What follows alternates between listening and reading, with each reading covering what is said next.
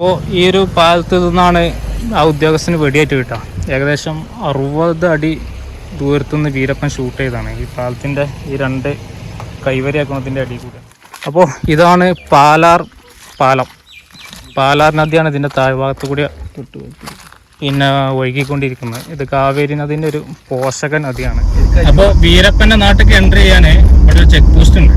അത് രാത്രി അടക്കും, കാരണം ഡീപ്പ് ഫോറസ്റ്റ് ആണ്. അപ്പോൾ ആ ഗ്രാമത്തിലുള്ള ഒരു ഭാഗമല്ല. അപ്പോൾ ഇങ്ങോട്ട് എൻട്രി ചെയ്യാൻ 50 രൂപ ചാർജ് ഉണ്ട്. ഫോറസ്റ്റിൽ 50 രൂപയാണ് ഫീസ് എടുക്കാറുണ്ട്. അപ്പോൾ വീരപ്പൻ്റെ നാട്ടിലാണുള്ളത്. ഈ ഭാഗത്തൊക്കെ കൃഷിയാണ്.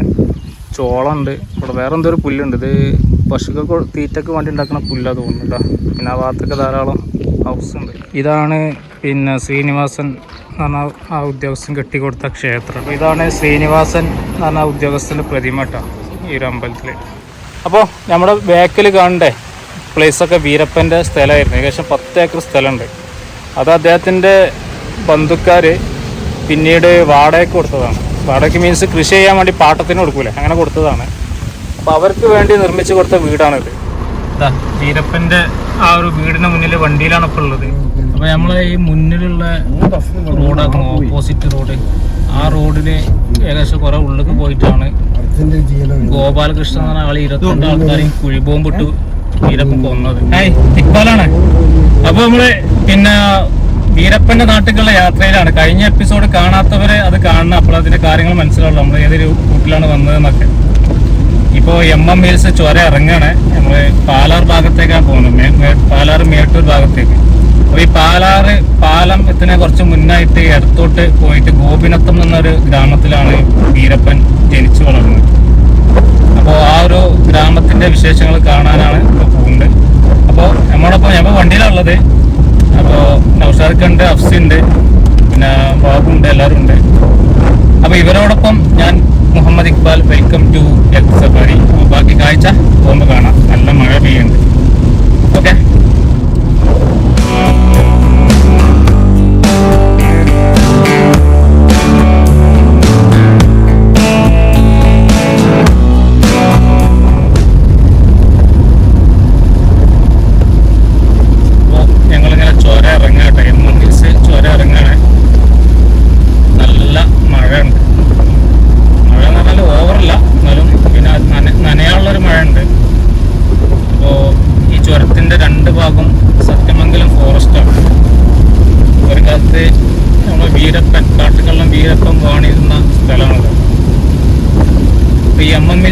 പ്രത്യേകത പറഞ്ഞാൽ MM ഹിൽസിന് ചരിത്രമുണ്ട് വീരപ്പനായിട്ട്. അവിടെ സ്റ്റേഷനിൽ ഇൻസ്പെക്ടറായിരുന്ന പിന്നെ ഒരു ഉദ്യോഗസ്ഥന്, അതുപോലെ വേറൊരു IPS ഉദ്യോഗസ്ഥനും വെടിവെച്ച് കൊന്നതാണ് MM ഹിൽസ് ഫോറസ്റ്റിനെ പറ്റിയിൽ വീരപ്പൻ.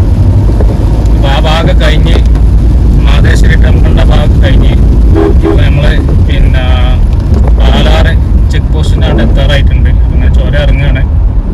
തമിഴ്നാടിൻ്റെ ഒരു ബസ് കയറി പോകൊണ്ട് കാണാം. അപ്പോൾ എന്തായാലും ഗോപിനത്തം എത്തിയിട്ട് അവിടെ എന്തൊക്കെ കാഴ്ച ഉണ്ടെന്നൊക്കെ നമുക്ക് ഈ വീഡിയോയിൽ കാണാം. ഓക്കെ. അപ്പോൾ ഞങ്ങൾ ഏകദേശം പിന്നെ ഗോപിനത്തം തിരിയാനുള്ള ആ ഒരു ജംഗ്ഷനിൽ എത്തിയിട്ടുണ്ട്. ഇവിടുന്ന് ലെഫ്റ്റ് തിരിഞ്ഞിട്ടാണ് പോകാനുള്ളത് ഈ ബസ് നിൽക്കുന്ന ഈ ഭാഗത്തേക്ക്. അപ്പോൾ ഏകദേശം 17 കിലോമീറ്റർ പോകാനുണ്ട്. ഇത് പാലാറ് എന്ന് പറഞ്ഞൊരു പ്രദേശമാണത്. ഗോപിനത്തം ഇവിടെ വഴിയൊക്കെ കാണുന്നുണ്ട്. ഒരു ആരോ മാർക്ക് സൈൻ ബോർഡൊക്കെ കാണുന്നുണ്ട്.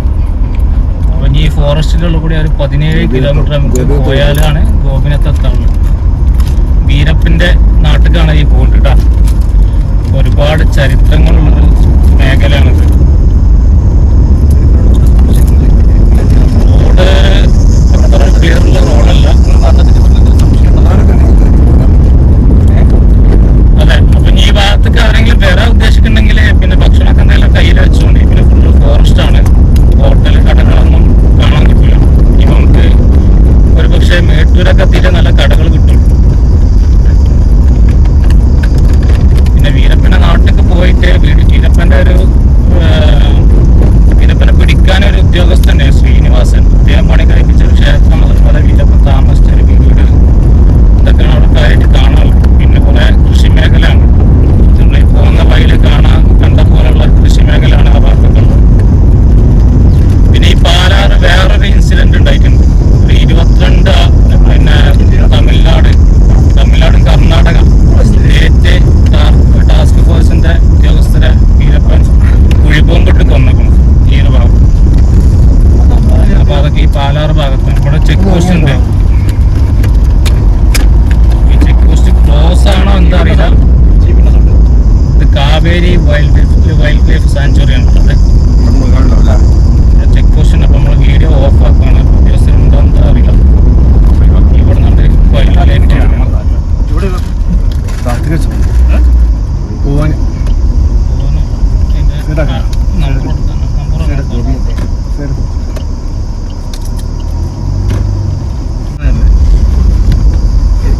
വീരപ്പന്റെ നാട്ടിലേക്ക് എൻട്രി ചെയ്യാന് ഇവിടെ ഒരു ചെക്ക് പോസ്റ്റ് ഉണ്ട്.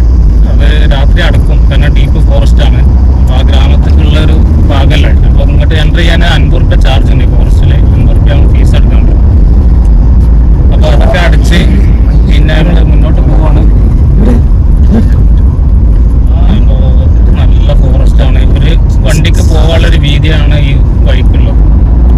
ഞായറാഴ്ച ആയതുകൊണ്ട് ചിലപ്പോ ഗ്രാമത്തുള്ള പിന്നെ ആളുകളൊക്കെ പുറത്തേക്ക് വരും. ഇല്ലെങ്കിൽ നമ്മൾ മാത്രമേ ഉണ്ടാവുള്ളൂ ഈ വീട്ടില്. മിക്കവാറും ഉണ്ടാവാൻ ചാൻസ് ഉണ്ട്. ഗ്രാമത്തിലുള്ള ആളുകളൊക്കെ പുറത്തിറങ്ങുന്ന ദിവസം കൂടിയാണ് ഞായറാഴ്ച.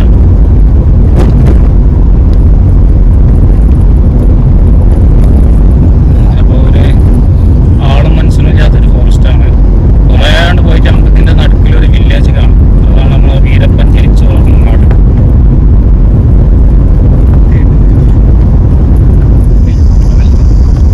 വീരപ്പന്റെ ഈ ഒരു പാലാർ ഭാഗത്തുള്ള 22 ആളുകളെ കൊന്നൊരു ചരിത്രമുണ്ട്. ശ്രീനിവാസൻ എന്ന് പറഞ്ഞൊരു തമിഴ്നാട് ടാസ്ക് ഫോഴ്സ് ഉദ്യോഗസ്ഥന് അയാളെ കീഴില് പിന്നെ കുറെ ആളുകൾ വീരപ്പനെ പിടിക്കാൻ വേണ്ടിയിട്ട് തുനിഞ്ഞിറങ്ങി. അതിന് മുന്നേ ഈ പാലത്തിൽ വെച്ചിട്ട് ഗോപാലകൃഷ്ണൻ എന്ന് പറഞ്ഞൊരു കർണാടക DF ഉദ്യോഗസ്ഥനെ വീരപ്പനെ വെടിവെച്ച് കൊന്നു. ഏകദേശം ഭയങ്കര ഷാർപ്പ് ഷൂട്ടറാണ് ഈ വീരപ്പന്. അപ്പൊ കുറെ ദൂരത്തിന് ഏകദേശം 60 അടി ദൂരത്തുനിന്ന് ഈ ഉദ്യോഗസ്ഥൻ പാലത്തില് ഈ പാലാർ ബ്രിഡ്ജില് ഡ്യൂട്ടിക്ക് നിൽക്കുമ്പോൾ പാലത്തിന്റെ കൈവരിന്റെ ഈ അടി കൂടിയ ഏകദേശം 60 അടി ദൂരത്തുനിന്നാണ് വെടിവെച്ച് കൊന്നത്. അപ്പൊ അതിനുശേഷം തമിഴ്നാട് സർക്കാർ ശ്രീനിവാസൻ എന്ന് പറഞ്ഞൊരു ടാസ്ക് ഫോഴ്സ് ഉദ്യോഗസ്ഥന്റെ കീഴിൽ കുറച്ച് ഫോഴ്സൊക്കെ രൂപീകരിച്ച് വീരപ്പനെ പിന്നെ പിടിക്കാൻ വേണ്ടി നിന്നു. അപ്പൊ ഈ ശ്രീനിവാസൻ നല്ല രീതിയിൽ വീരപ്പനെ വെല്ലുവിളിച്ചു. ധൈര്യമുണ്ടെങ്കിൽ പിന്നെ കാടിന് വെളിയിൽ വരണം എന്നൊക്കെ പറഞ്ഞു. അങ്ങനെയാണ് ശ്രീനിവാസൻ വീരപ്പന്റെ കണ്ണിലെ ഒരു കരടായി മാറിയത്. പിന്നെ എങ്ങനെയെങ്കിലും ശ്രീനിവാസനെ വകവരുത്തണം എന്നാണ് പിന്നെ വീരപ്പനെ വിചാരിച്ചത്. അങ്ങനെ പിന്നെ ശ്രീനിവാസൻ ഒരിക്കൽ പറഞ്ഞു, ഞാൻ ഈ കാടിന്റെ ഈ ഭാഗത്തുണ്ട്, പാലാർ ഭാഗത്തുണ്ട്, ഈ എന്റെ ഫോഴ്സ് ഇങ്ങോട്ട് പോകാന്നൊക്കെ പറഞ്ഞിട്ട് വെല്ലുവിളിച്ചു. അപ്പൊ ആ ഒരു വെല്ലുവിളി ശ്രീനിവാസൻ അക്സെപ്റ്റ് ചെയ്തിട്ട് അവനും 22 ആളുകളും ഒരു പോലീസ് വാഹനത്തിൽ, വാനൊക്കെയുള്ള വാഹനത്തിൽ പാലാർ ഭാഗത്തേക്ക് വന്ന്. അപ്പൊ ആ വരുന്നതിനിടയില് വീരപ്പന് റോട്ടില് കുഴിബോംബ് വെച്ചു. അപ്പോ ഈ ശ്രീനിവാസൻ ഈ വാനിന്റെ ഡോറിൽ ഇങ്ങനെ പുറത്തേക്ക് തോക്ക് ചൂണ്ടിയിരുന്നിട്ടാണ് വന്നത്. അപ്പൊ ഈ കുഴിബോംബ് പൊട്ടുന്ന ആ ഒരു ടൈമില് ശ്രീനിവാസൻ പുറത്തേക്ക് തെറിച്ചു. ഒപ്പം ഉണ്ടായ ഫോഴ്സിൽ 22 ആളുകൾ ആ ഇൻസിഡന്റിൽ കൊല്ലപ്പെട്ടു. ശ്രീനിവാസൻ നല്ല ഗുരുതരമായിട്ട് പരിക്ക് പറ്റി ഏകദേശം 2 വർഷത്തോളം കിടപ്പിലൊക്കെ ആയി. അപ്പൊ അങ്ങനെ ഒരു ഇൻസിഡന്റ് ഇവിടെ ഉണ്ടായിട്ടുണ്ട് ഈ പാലാർ ഭാഗത്ത്. അത് ഈ പിന്നെ റൂട്ടിലല്ല, നമ്മൾ വന്നാൽ വീണ്ടുകൊണ്ട് കുറച്ച് അപ്പുറത്തായിട്ടാണ് ആ ഇൻസിഡന്റ് നടന്നത്. അപ്പോൾ അങ്ങനെ ഒരുപാട് കാര്യങ്ങളുണ്ട്. ഗോപിനാഥക്ക് ഇവിടുന്ന് 13 കിലോമീറ്റർ കാണാം. ഒരു മയിൽക്കുറ്റിയുണ്ട്. എന്തായാലും ഞങ്ങൾ മുന്നോട്ട് പോവാണ്. കർണാടകന്റെ കുറച്ച് വാഹനങ്ങൾ അതിലെ കാണുന്നുള്ളൂ. ഈ റൂട്ടിൽ നമുക്ക് ഒക്കനക്കൽ പോവാം, പിന്നെ ബാംഗ്ലൂർ പോവാം. ആ ഒരു റൂട്ടും കൂടിയാണ്. ഇതൊക്കെ ഈ ഗ്രാമത്തിലുള്ള ആളുകൾ പത്തൊക്കെ കാണുമ്പോൾ അതിൽ കാവേരി റിവറാണ് ഈ സൈഡ് കൂടെ നമ്മളെ ഈ വലത് ഭാഷത്തും പിന്നെ കാവേരി റിവർ പോകുന്നുണ്ട് കേട്ടോ. അതിന്റെ സമാന്തരമായിട്ടാണ് ഈ റോഡ് ഇങ്ങനെ പോകുന്നത്. വീഡിയോയിൽ കാണാൻ കഴിയുന്നുണ്ടോ അറിയില്ല. ഒന്ന് ഡ്രൈവ് ചെയ്യണം, പിന്നെ വീഡിയോ എല്ലാം ഷൂട്ട് ചെയ്യാൻ വയ്യ.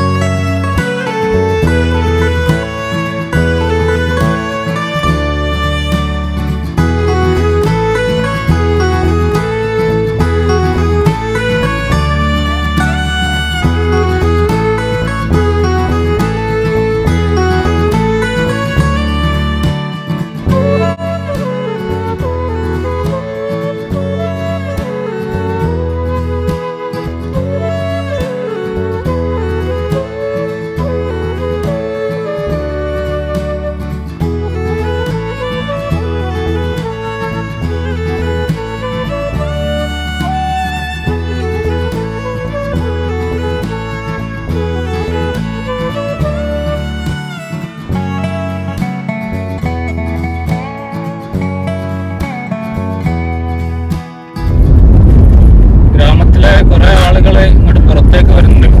കാരണം ഇന്ന് ഞായറാഴ്ച ആയതുകൊണ്ട് അവർക്ക് ഒരു വിശേഷ ദിവസമാണ്. കാരണം പുറത്തെ അമ്പലങ്ങളിലൊക്കെ ഓരോ പരിപാടികളുണ്ടാവും. അപ്പോൾ ബൈക്കിലും ചെറിയ വണ്ടിയിലൊക്കെ ആയിട്ട് അവർ ഗ്രാമത്തിനുള്ളിൽ നിന്ന് പുറത്തേക്ക് വരുന്ന കാഴ്ച നമുക്ക് കാണാൻ കഴിയും.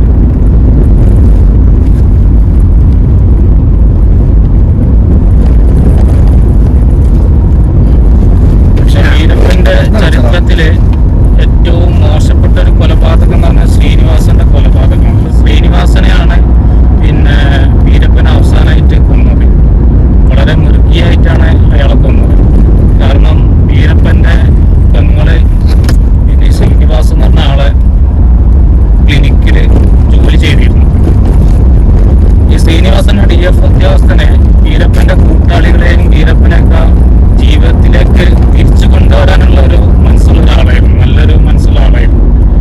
അദ്ദേഹത്തെ കൊലപ്പെടുത്തി കൊണ്ടുവരാതെ കാര്യങ്ങൾ പറഞ്ഞ് മനസ്സിലാക്കിയിട്ട് അവരുടെ പേരിലുള്ള കേസുകളൊക്കെ പിൻവലിച്ച് ജീവിതത്തിൽ കൊണ്ടുവരാനുള്ള അതിന് ശ്രമിച്ചതിന്റെ ഒരു ഉദ്യോഗസ്ഥനാണ് ശ്രീനിവാസൻ എന്ന് പറഞ്ഞത്. അപ്പോൾ വീരപ്പന്റെ ഗ്രാമത്തിലുള്ള ആളുകൾക്കൊക്കെ അദ്ദേഹത്തോട് നല്ല മതിപ്പായിരുന്നു. അപ്പോൾ ഗ്രാമത്തിലുള്ള ആളുകളുടെ സപ്പോർട്ടൊക്കെ അദ്ദേഹത്തിന് കിട്ടിയിരുന്നു. പിന്നെ വീരപ്പന് അദ്ദേഹത്തോട് പകണ്ടാകാൻ കാരണം പിന്നെ വീരപ്പന്റെ പെങ്ങൾ അദ്ദേഹത്തിന്റെ ക്ലിനിക്കിൽ വർക്ക് ചെയ്തിരുന്നു. അങ്ങനെ കുറെ ഉദ്യോഗസ്ഥരും ഗ്രാമവാസികളൊക്കെ പിന്നെ ഈ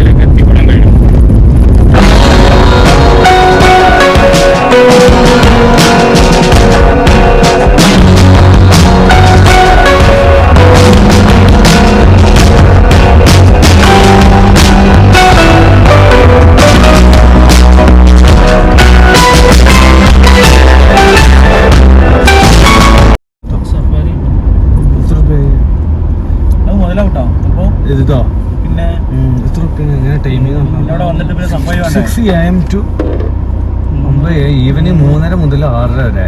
എത്രയാണ് അഡൽട്ട് 500 ചിൽഡ്രന് 300. അല്ല 500 ഉള്ളൂ.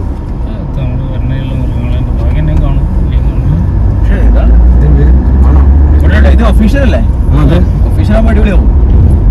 ആൾക്കാർ മറ്റേ ടീംസ് ഉണ്ടാവില്ലല്ലോ. പോണോ പോയാ മുതലാണ്. നമുക്കിവിടെ സത്യമംഗലം കാട് വീരപ്പന്റെ കാട് എന്ന് പറഞ്ഞേ 500 രൂപ എല്ലാവർക്കും ഒരാൾക്കല്ലേ? ഒരാൾക്ക് 500. ഒരാൾ തമ്മിലില്ല, അത് മുതലാവും. ഇവിടെ ജീപ്പ് സഫാരി ഒക്കെ ഉണ്ട് കേട്ടോ ഈ ഫോറസ്റ്റില്. ഇവിടെ ഓഫീസും കാര്യങ്ങളൊക്കെ ഉണ്ട് ഫോറസ്റ്റിന്റെ. അപ്പൊ അഡൽട്ട് ഒരാൾക്ക് 500 രൂപയാണ് മിനിമം. അവർക്ക് ഒരു എത്ര ആളാണെന്നുണ്ടെങ്കിൽ ചിലപ്പോൾ 5 ആളോ 6 ആളൊക്കെ ഉണ്ടാവും ഒരു ജീപ്പ് എടുക്കാൻ. ഇല്ലെങ്കിൽ നമ്മൾ ആ ചാർജ് കൊടുക്കുന്നുണ്ട്. ഗവൺമെന്റ് ആയതുകൊണ്ട് ഞാൻ അറിയില്ല. നമ്മള് ഏകദേശം ഗോപിനത്ത് എത്തിയിട്ടാണ്. അപ്പൊ അതെ ഇവിടെ കുറെ ട്രൈബൽസിന്റെ വീടുകളൊക്കെ കാണാൻ കഴിയുന്നുണ്ട്. നമ്മൾ ഒരിക്കലും വിചാരിച്ചിട്ടില്ല പിന്നെ ഈ ഒരു കാട് കഴിഞ്ഞിട്ട് ഇങ്ങനെ ഒരു പിന്നെ ഗ്രാമം ഉണ്ടാവുന്നത്.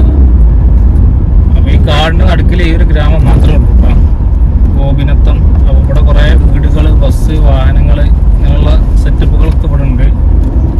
നമ്മളാ വന്ന വഴിയൊക്കെ കണ്ടാലും അറിയാം ഈ കാടിനുള്ളിൽ താമസമില്ല എന്ന് തന്നെ വിചാരിക്കും. അപ്പോൾ ഇവിടെ ഒരു സ്കൂളിന്റെ വണ്ടിയൊക്കെ ഉണ്ട്. പിന്നെ കുറെ കൃഷിയിടങ്ങളാണ്. നമ്മളെ ഈ ഇടത് ഭാഗത്തൊക്കെ ചോളം കൃഷിയാണുള്ളത് കേട്ടോ.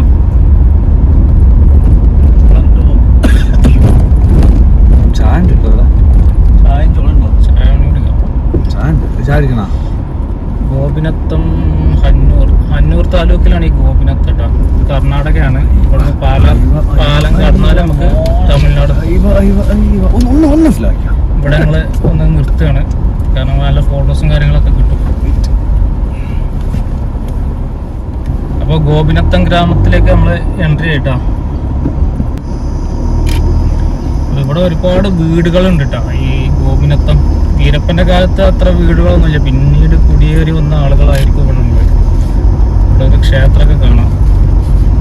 ശ്രീനിവാസൻ ഉണ്ടാക്കിയ ക്ഷേത്രം ഈ ഭാഗത്ത് എവിടെയാണ്, അത് കാണാൻ പറ്റുമോ നോക്കാം. അദ്ദേഹത്തിന്റെ പ്രതിമയൊക്കെ ഇവിടെ ഉണ്ട്.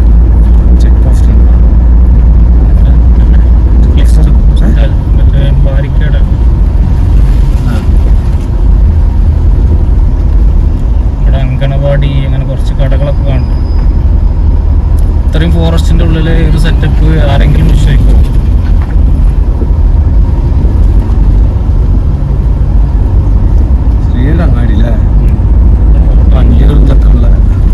ഒക്കനക്കിൽ പോകേണ്ട റൂട്ട് ആയതുകൊണ്ടാണ് ഇവിടെ ഊണ് കഴിക്കണം. ഇവിടെ ഊണ് കഴിച്ചാലോ? മഹേശ്വരി ആണോ ചോദിച്ചു.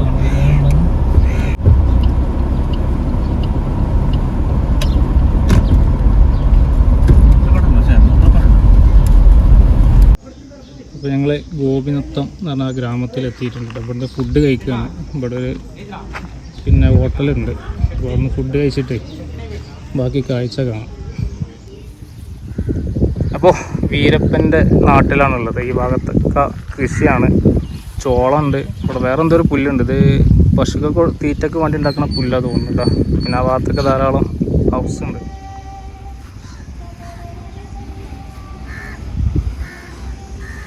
അപ്പോൾ ഇവിടെയൊക്കെ ചോളക്കൃഷിയാണ് കേട്ടോ.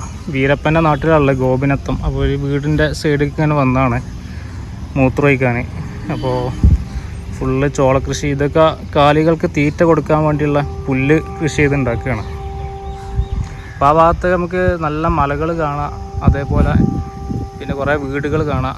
ഈ റോഡ് ഇങ്ങനെ നമ്മൾ വണ്ടി പാർക്ക് ചെയ്ത ഈ റോഡുണ്ടല്ലോ, അത് ഒക്കനക്കൽ പോകേണ്ട റോഡാണ്. ഏകദേശം ഇവിടെ നിന്ന് ഒരു 10-15 കിലോമീറ്റർ ഉണ്ടാവും. ഇപ്പോൾ നമ്മൾ വീരപ്പൻ്റെ ഗ്രാമത്തിൽ നിന്ന് ഫുഡ് കഴിക്കുകയാണ്. ഇവിടെ ചെറിയൊരു ഹോട്ടലാണ്. അപ്പോൾ ചെറിയൊരു ഉപ്പേരും സാമ്പാറും പപ്പടമൊക്കെ കൂട്ടിയിട്ട് നല്ലൊരു ഊണ് കഴിക്കണം. 3 മണിയായി ഞങ്ങൾ ഇവിടെ എത്തിയപ്പോൾ. ഏകദേശം 10 മണിക്കൂർ 11 മണിക്കൂറോളം ഇങ്ങോട്ട് ഓടി പിന്നെ നാട്ടിൽ നിന്ന് എത്താൻ. എൻ്റെ ഇടയിൽ കുറേ നിർത്തി, അതവിടെ അത്ര ലേറ്റ് ആവാൻ കാരണം. പിന്നെ അവിടെ നസായിക്കൊക്കെ ഫുഡ് കഴിക്കുന്നുണ്ട്. അപ്പോൾ എന്തായാലും ഫുഡ് കഴിച്ചിട്ട് ബാക്കി കാഴ്ച കാണാം.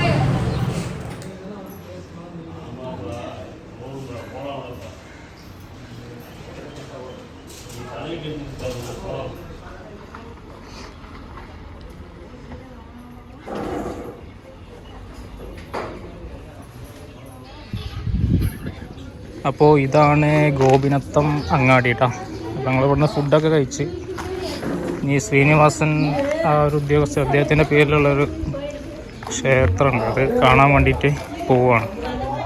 ഇതാണ് പിന്നെ ശ്രീനിവാസൻ എന്ന് പറഞ്ഞാൽ ആ ഉദ്യോഗസ്ഥൻ കെട്ടിക്കൊടുത്ത ക്ഷേത്രം കേട്ടോ. ഈ ക്ഷേത്രമാണ് പിന്നെ ശ്രീനിവാസൻ സാറ് കെട്ടിക്കൊടുത്ത ക്ഷേത്രം കേട്ടോ. അപ്പോൾ അദ്ദേഹത്തെ വീരപ്പനെ കൊന്നതാണ്. പിന്നെ ഞാൻ നേരത്തെ പറഞ്ഞല്ലോ, ആ ഒരു കാടിനുള്ളിൽ വെച്ചിട്ട് ഷൂട്ട് ചെയ്ത് കൊന്നതാണ്, തലയൊക്കെ അറുത്ത് മാറ്റി. അപ്പോൾ അദ്ദേഹത്തിൻ്റെ ഓർമ്മക്കായിട്ട് പിന്നെ അത് ഈ ഗ്രാമവാസികളാണിത് പൂർത്തീകരിച്ചത് ഈ ക്ഷേത്രം. അപ്പോൾ ഇതാണ് ശ്രീനിവാസൻ എന്ന് പറഞ്ഞ ഉദ്യോഗസ്ഥൻ്റെ പ്രതിമ കേട്ടോ ഈ ഒരു അമ്പലത്തിൽ. അപ്പോൾ ഞങ്ങൾ ഈ ഗോപിനത്തം നൗഷാദ് ഖാൻ്റെ ഒരു ചായ ഉണ്ട് എന്ന് പറഞ്ഞത് ഈ ശ്രീനിവാസൻ എന്ന് പറഞ്ഞ ഉദ്യോഗസ്ഥൻ.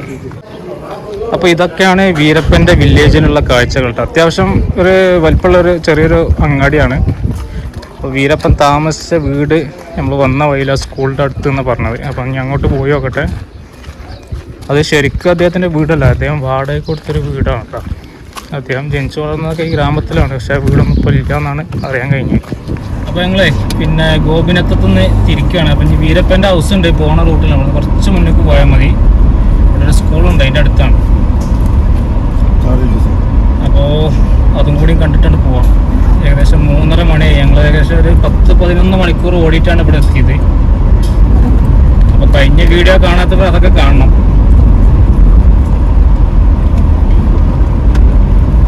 അപ്പോൾ ഈ ഗ്രാമത്തിൽ ഒരു മെഡിക്കൽ ഷോപ്പുണ്ട്, 2-3 പിന്നെ ക്ഷേത്രങ്ങളുണ്ട്, പിന്നെ കുറേ കൃഷി ഇടങ്ങളാണ് ഈ ഭാഗങ്ങളൊക്കെ.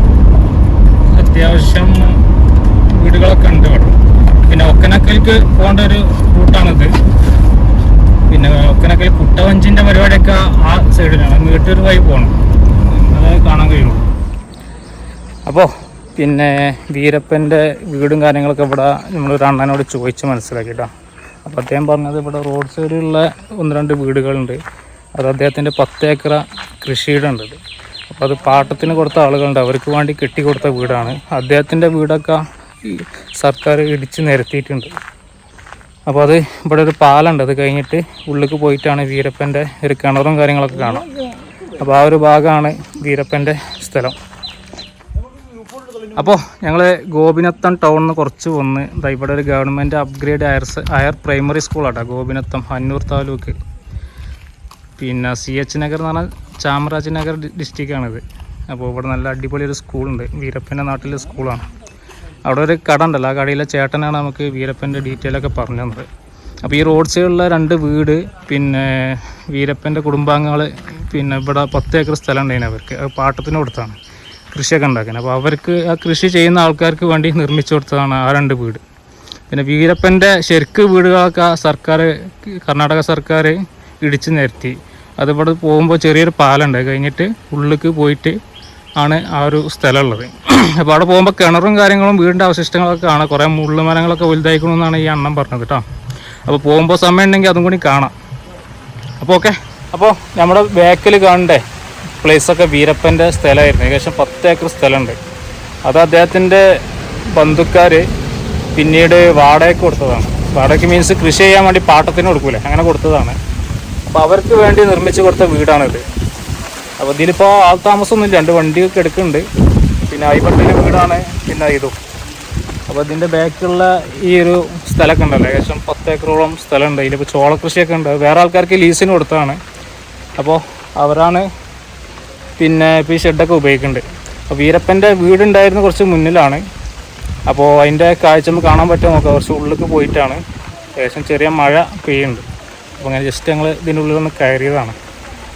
അപ്പോൾ ബാബും അവരൊക്കെ ആ വണ്ടിയിലുണ്ട്. അപ്പോൾ ബാക്കി ഇനി വീരപ്പൻ്റെ യഥാർത്ഥ ലൊക്കേഷൻ വീടുണ്ടായിരുന്ന ആ സ്ഥലം, അവിടെ കിണറൊക്കെ ഇപ്പോഴും ഉണ്ട് എന്നാണ് പറഞ്ഞത്. അപ്പോൾ അതൊക്കെ കാണാൻ പറ്റുമോ നോക്കാം. ഓക്കെ, അപ്പോൾ ഗോപിനത്തത് ഞങ്ങൾ തിരിക്കാൻ വേണ്ടി നിൽക്കുക. നല്ല മഴ പെയ്തു, അതങ്ങനെ പുറത്തേക്ക് വിസിബിലിറ്റി കുറഞ്ഞ രീതിയിലാണ് ഇപ്പോൾ കാണുന്നത്. അത്രയ്ക്ക് ഉഷാറിൽ മഴ പെയ്യാണ്. ഞങ്ങൾ മഴ കുറച്ച് തോരാൻ വേണ്ടി നിൽക്കുകയാണ്. പിന്നെ വീരപ്പൻ്റെ പഴയ വീടുണ്ടായിരുന്ന ഇടിച്ചു നിരത്തിയ വീടുണ്ടായ ലൊക്കേഷൻ കൂടി കാണണമെന്നുണ്ട്, പക്ഷെ മഴ പെയ്തുകൊണ്ട് അതും പെൻഡിങ്ങിലാണ്. അപ്പോൾ നോക്കട്ടെ, മഴ ഒന്ന് തോരാൻ നോക്കുക. തോരാണെങ്കിൽ നമുക്ക് അതുകൂടി കണ്ടിട്ട് പോവാം. അല്ലാന്നുണ്ടെങ്കിൽ നേരെ പോയിട്ട് പിന്നെ വീരപ്പൻ്റെ സമാധിയൊക്കെ കണ്ടിട്ട് നമുക്ക് മേട്ടൂർ ഡാം വഴി അങ്ങനെ തിരിച്ചു പോകാം. അപ്പോൾ ഓക്കെ, വീരപ്പൻ്റെ ആ ഒരു വീടിന് മുന്നിൽ വണ്ടിയിലാണ് ഇപ്പോൾ ഉള്ളത്. പക്ഷേ ഈ വീട് യഥാർത്ഥ വീടല്ല കേട്ടോ, ഇത് ഈ പാട്ടത്തിനെടുത്ത ആളുകൾക്ക് വേണ്ടി കെട്ടിക്കൊടുത്തൊരു വീടാണ്. അതിൽ 2 വണ്ടിയൊക്കെ കാണുന്നുണ്ട്. അപ്പോൾ അദ്ദേഹം താമസിച്ചതിന് കുറച്ചും കൂടി അപ്പുറത്തുള്ളൊരു ഭാഗത്തായിരുന്നു. ഇത് ഏകദേശം 10 ഏക്കറുണ്ട്. ഇതൊക്കെ വീരപ്പൻ്റെ സ്ഥലമായിരുന്നു എന്നാണ് ഇവിടുന്ന് അറിയാൻ കഴിഞ്ഞത്. അങ്ങനെ ഏകദേശം വെളിച്ചം വെച്ച് വരുന്നുണ്ട്.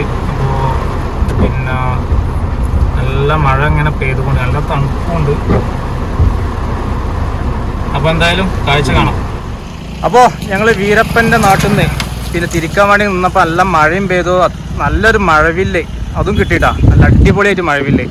ഇതാ വീരപ്പൻ്റെ വീടാണ്, അതിൻ്റെ നേരെ ഓപ്പോസിറ്റാണ് മഴവില്ല് കാണുന്നത്.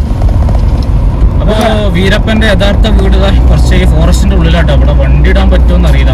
നമുക്ക് ചാൻസ് ഉണ്ടെങ്കിലാണ് ഉള്ളിലേക്ക് പോകേണ്ടത്. ഇവിടെ ഒരു പാലം കിടന്നിട്ട്, അപ്പോൾ നല്ല മഴ പെയ്ത് തോർന്ന്.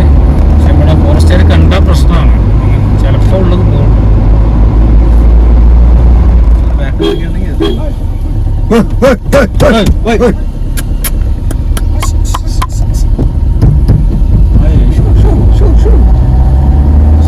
ആടുകളുടെ ബ്ലോക്ക് ആക്കിയിട്ട് നമ്മളെ വണ്ടി. അപ്പൊ വീരപ്പന്റെ ഗോപിനത്തം എന്ന ആ വില്ലേജിന്റെ കാഴ്ചകളൊക്കെ നമുക്ക് കണ്ടത്. ഒരുപാട് പിന്നെ വീരപ്പൻ ചരിത്രങ്ങളൊക്കെ ഉറങ്ങുന്ന ഒരു വില്ലേജാണ്. അങ്ങനെ ഡ്രൈവ് ചെയ്തുകൊണ്ടിരിക്കുകയാണ്. ഈ ഫോറസ്റ്റിനുള്ളിൽ കൂടെ തിരിച്ചു പോകണം നമ്മള്. ഇനിയിപ്പോൾ നമ്മൾ മേട്ടൂർ വഴി അങ്ങനെ കോയമ്പത്തൂർ വഴി പോകാനാണ് വിചാരിക്കുന്നത്. അപ്പോൾ പിന്നെ വീരപ്പന്റെ യഥാർത്ഥ വീടൊക്കെ ഇടിച്ച് നിരത്തിയ പ്ലേസ് ഉണ്ടായിരുന്നു. അങ്ങോട്ടാണ് പോയിട്ടില്ല, അത് കുറച്ച് ഫോറസ്റ്റിനുള്ളിലേക്കാണ്. അപ്പോൾ അത് പിന്നീട് ഒരിക്കലും ഇനി വരില്ല, നോക്കാം, ചാൻസ് ഉണ്ടെങ്കിൽ വരാം. അപ്പം അങ്ങനെ പോവാണ്. അപ്പോൾ ഈ ഒരു വീരപ്പന്റെ പിന്നെ ഗോപിനത്തം വില്ലേജിന്റെ വീഡിയോ ഇവിടെ അവസാനിപ്പിക്കുകയാണ്. നമുക്ക് അടുത്ത വീഡിയോ മേട്ടൂർ ഡാമിന്റെ കാഴ്ചകളാണ്. അതേപോലെ പോണ വഴിക്കിൽ വീരപ്പന്റെ സമാധി ഉണ്ട്, അതും കൂടി ഈ വീഡിയോയിൽ ഉൾപ്പെടുത്താം. എന്നിട്ട് വേണമെങ്കിൽ നമുക്ക് വൈൻഡപ്പ് ആക്കാം. കൊമ്പൻ. അപ്പോൾ പിന്നെ അതിന് പുറമെ ഇവിടെ പാലുണ്ട്. ആ പാലത്തിൽ നിന്ന് ഒരു പിന്നെ കർണാടകന്റെ ഉദ്യോഗസ്ഥനെ വീരപ്പൻ ഷൂട്ട് ചെയ്തിരിക്കുന്നു. അപ്പോൾ ആ ഒരു ലൊക്കേഷൻ കണ്ടിട്ട് നമുക്ക് വീരപ്പന്റെ സമാധി കണ്ടിട്ട് അതും കൂടി ഈ വീഡിയോയിൽ ഉൾപ്പെടുത്തിയിട്ട് നമുക്ക് ഈ വീഡിയോ വൈൻഡപ്പ് ആക്കാം. പിന്നെ മേട്ടൂർ ഡാമിന്റെ കാഴ്ച സമയം ഉണ്ടെങ്കിൽ ഇരുട്ടിയിട്ടില്ലെങ്കിൽ നമുക്ക് അതും കാണാം. അത് അടുത്ത വീഡിയോയിൽ കാണാം കേട്ടോ. ഓക്കെ, അപ്പോൾ ഞങ്ങള് പിന്നെ ഈ ഗോപിനത്തം ഉള്ള ഗ്രാമത്തിൽ നിന്ന് പോകുന്ന ഈ ചെക്ക് പോസ്റ്റ് എക്സിറ്റ് ആകുന്നുണ്ടോ. ഗേറ്റ് ഏകദേശം ഇങ്ങനെ അടക്കാനുള്ള പരിപാടിയാണ്. ഇവിടെ ഡ്യൂട്ടീൻ്റെ ആളൊക്കെ മാറിയിട്ടുണ്ട്.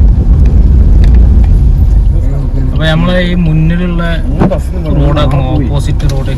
ആ റോഡില് ഏകദേശം കുറെ ഉള്ളിലേക്ക് പോയിട്ടാണ് ഗോപാലകൃഷ്ണൻ എന്ന ആൾ 22 ആൾക്കാരെയും കുഴിബോംബിട്ട് വീരപ്പൻ കൊന്നത്.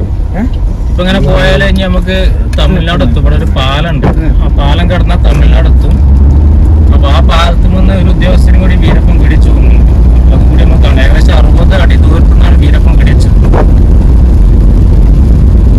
അപ്പൊ അത്രയും ഷാർപ്പ് ഷൂട്ടറാണ് വീരപ്പൻ. ചെറുപ്പം മുതലേ നോക്കിയിട്ടുള്ള കളിയല്ല.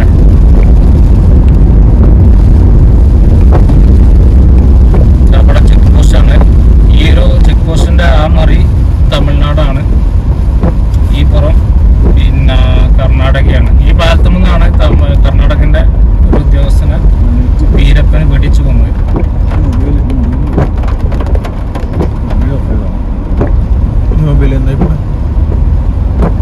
അപ്പൊ അദ്ദേഹത്തിന്റെ ഒരു സ്മാരകം ഇവിടെ ഉണ്ടാക്കി. സ്മാരകമല്ല, ഒരു ശിലാഫലകം ഈ പാലത്തിന്റെ അവിടെ. ഇതിന്റെ അടി കൂടിയാണ് വീഡിയോ ഉണ്ടായത്. ഈ കൈവരിന്റെ അവിടെ കുറെ 60 അടി അപ്പുറത്തുനിന്നാണ് വീരപ്പൻ വെടിവെച്ചത്. ശിലാഫലകം 4/8/1989. അത് കന്നഡയിലാണ് എഴുതിയിരിക്കുന്നത്. ട്രാൻസ്ലേറ്റ് ചെയ്യാലോ. അത് ഫോട്ടോ എടുക്കണം. ഇത് അത് കുഴപ്പമില്ല, അത് കടന്നില്ല. തമിഴ്നാട് എത്തില്ലേ, അല്ലെ അവിടെ വണ്ടി പാർക്ക് ചെയ്തിട്ട് നടന്നു. അപ്പൊ ഈ പാലുള്ളത് പാലാ റിവറിന്റെ മുകളിലാട്ടോ. ഇത് കാവേരി നദിന്റെ ഒരു പോഷക നദിയാണ് ഈ പാലാ റിവർ. നമ്മൾ അവിടെ തമിഴ്നാട് ചെക്ക് പോസ്റ്റ് ഉണ്ട്, കടന്ന് തമിഴ്നാട് എത്തി. എന്തായാലും പിന്നെ അവിടെ വണ്ടി ഇടാൻ പറ്റുമെന്ന് അറിയില്ല, ചെക്ക് പോസ്റ്റ് ആയതുകൊണ്ട്.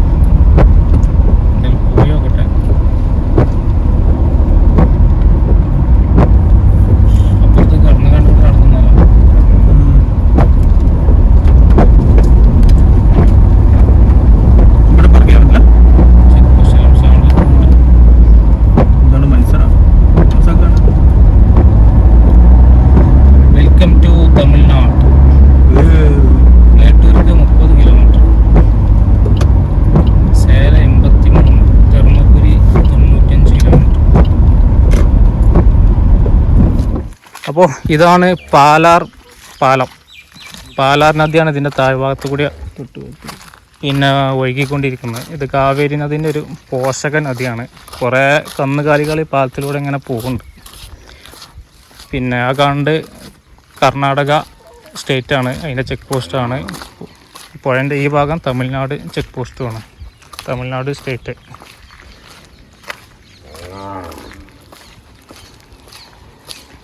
അപ്പോൾ അങ്ങനെയാണ് ഈ ഒരു വീരപ്പൻ ചരിത്രം കിടക്കുന്നത്. ഈ ഒരു പാലത്ത് നിന്നാണ് ആ ഉദ്യോഗസ്ഥന് വെടിയേറ്റ് കിട്ടുക. ഏകദേശം 60 അടി ദൂരത്തുനിന്ന് വീരപ്പൻ ഷൂട്ട് ചെയ്തതാണ് ഈ പാലത്തിൻ്റെ ഈ 2 കൈവരിയാക്കുന്നതിൻ്റെ അടിയിൽ കൂടെ. അപ്പോൾ ആ ഒരു പാലത്തിൻ്റെ ഫോട്ടോ കിട്ടാനാണ് നമ്മൾ ഇവിടത്തേം വന്നത്. ഇത് പാലാ റിവർ, ഞാൻ പറഞ്ഞല്ലോ കാവേരി നദിൻ്റെ ഒരു പോഷക നദിയാണത്. അപ്പോൾ ആ ഭാഗമൊക്കെ ഫുള്ള് ഫോറസ്റ്റാണ്. ഏകദേശം 60 അടി ദൂരത്തുനിന്ന് ഷൂട്ട് ചെയ്യുക പറഞ്ഞാൽ വീരപ്പൻ്റെ ഉന്നം എത്രത്തോളം ഉണ്ടെന്ന് നമുക്ക് മനസ്സിലാക്കാൻ മാത്രമേ ഉള്ളൂ. ചെറുപ്പം മുതലേ തോക്കേറ്റ് ഷൂട്ട് ചെയ്ത് കളിച്ച ആളാണ് വീരപ്പൻ. പുഴ അധികം ആഴമൊന്നും കാണുന്നില്ല കേട്ടോ, കുറച്ച് പാറക്കെട്ടുകളൊക്കെ ഉണ്ട്. അപ്പോൾ എന്തായാലും ഇനി നമ്മൾ ഈ വീഡിയോ അവിടെ വൈൻഡപ്പ് ആക്കുകയാണ്. അപ്പോൾ ഈ വീഡിയോയിൽ വീരപ്പൻ്റെ വില്ലേജും അതുപോലെ വീരപ്പൻ ഷൂട്ട് ചെയ്ത് കൊന്ന ഈ ഒരു ഫോറസ്റ്റ് ഉദ്യോഗസ്ഥൻ മരിച്ച ഈ പാലൊക്കെയാണ് ഈ വീഡിയോയിലുള്ളത്. അപ്പോൾ ഞങ്ങൾ ഈ വീഡിയോ അവിടെ വൈൻഡപ്പ് ആക്കുകയാണ്. അപ്പോൾ വീരപ്പൻ്റെ വില്ലേജും അതുപോലെ വീരപ്പൻ ഷൂട്ട് ചെയ്ത് കൊന്ന ഈ പാലാർ ബ്രിഡ്ജ്, പിന്നെ കർണാടക ഉദ്യോഗസ്ഥനെ ഷൂട്ട് ചെയ്ത് കൊന്ന ഈ പാലാർ ബ്രിഡ്ജിൻ്റെ കാഴ്ചകളൊക്കെയാണ് ഈ ഒരു എപ്പിസോഡിലുള്ളത്. അപ്പോൾ മനോഹരമായ ഈ എപ്പിസോഡ് ഇവിടെ അവസാനിപ്പിക്കുകയാണ്. ചെറിയ ഡ്രിസ്ലിംഗ് ഉണ്ട്, മഴ. പിന്നെ പാലാർ പുഴ ഇങ്ങനെ ഒഴുകിക്കൊണ്ടിരിക്കുകയാണ്. ആ ഒരു പിന്നെ ചരിത്രമൊക്കെ ഇങ്ങനെ പിന്നെ നമ്മളോട് ഓതിക്കൊണ്ട് ഈ ഒരു പാലാ റിവർ ഇങ്ങനെ ഒഴുകിക്കൊണ്ടിരിക്കുകയാണ്. അപ്പോൾ വീഡിയോക്ക് ഉള്ള അഭിപ്രായങ്ങളൊക്കെ നിങ്ങൾ കമൻറ്റ് ചെയ്യണം. വീഡിയോ ഇഷ്ടപ്പെട്ട ലൈക്ക് ചെയ്യുക, ഷെയർ ചെയ്യുക. അപ്പോൾ ഇനി വീരപ്പൻ്റെ സമാധി, വീരപ്പൻ്റെ ശവസംസ്കാരം നടത്തിയ സ്ഥലം ഇവരെ തമിഴ്നാട് കടന്നിട്ട് പിന്നെ മൂലക്കാട് എന്ന സ്ഥലമാണ്. അപ്പോൾ ആ ഭാഗം കൂടി നമുക്ക് കാണാം. അത് അടുത്ത എപ്പിസോഡിലാണ് കണ്ട്. അപ്പോൾ ഈ എപ്പിസോഡ് പിന്നെ എല്ലാവരും ലൈക്ക് ചെയ്യുക. അപ്പോൾ വീരപ്പൻ്റെ പിന്നെ മരിച്ച ആ ഒരു കാഴ്ചകളും പിന്നെ മേട്ടൂർ ഡാമിൻ്റെ കാഴ്ചകളൊക്കെ അടുത്ത എപ്പിസോഡ് കാണാം. അപ്പോൾ അഫ്സിൻ്റെ കൂടെ അഫ്സന, അപ്പോൾ എന്നാലും നമ്മൾ ഈ വീഡിയോ അതിൻ്റെ പക്കല്ലേ. അപ്പോൾ ഓക്കെ, ബൈ.